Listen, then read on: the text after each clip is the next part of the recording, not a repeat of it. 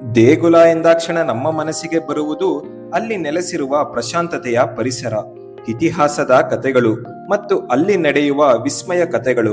ಇಂತಹ ವಿಸ್ಮಯ ಜಾಗಗಳನ್ನು ಹುಡುಕುತ್ತಾ ಹೊರಟ ನಮ್ಮ ಪಯಣದಲ್ಲಿ ನಮಗೆ ಸಿಕ್ಕ ಸುಂದರ ದೇಗುಲವೇ ನೆರಳೂರು ಗ್ರಾಮದ ಪುರಾತನ ವೈದೇಶ್ವರ ದೇಗುಲ. ದೇಗುಲದ ಅತ್ಯಂತ ಹಳೆಯ ಮತ್ತು ಮೂಲ ಭಾಗವೆಂದರೆ ಕಲ್ಲಿನಿಂದ ನಿರ್ಮಾಣವಾದ ಗರ್ಭಗುಡಿ.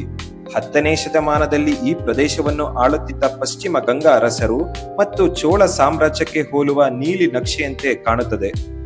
ಈ ದೇಗುಲವನ್ನು ವೈದೇಶ್ವರ ಎಂದು ಹೇಳುವ ಕಾರಣವನ್ನು ಬೆನ್ನೆತ್ತಿದವನಿಗೆ ಸಿಕ್ಕಿದ್ದು ಅಲ್ಲಿನ ರೋಚಕ ಕಥೆಗಳು.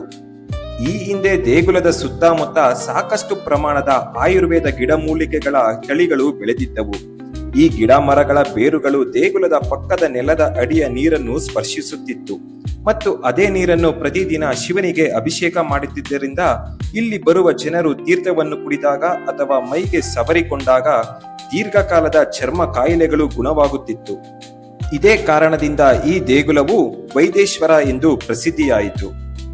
ಇನ್ನು ಈ ದೇಗುಲವು ಸಂಪೂರ್ಣವಾಗಿ ಕೃಷಿ ಪ್ರಧಾನವಾದ ಹಳ್ಳಿಯ ವಾತಾವರಣದಲ್ಲಿದ್ದು ಸುತ್ತಮುತ್ತ ಹಚ್ಚ ಹಸಿರಾದ ಗಿಡ ಮರಗಳಿಂದ ದೇಗುಲ ಮತ್ತಷ್ಟು ಆಕರ್ಷಣೆಯಿಂದ ಕೂಡಿದೆ.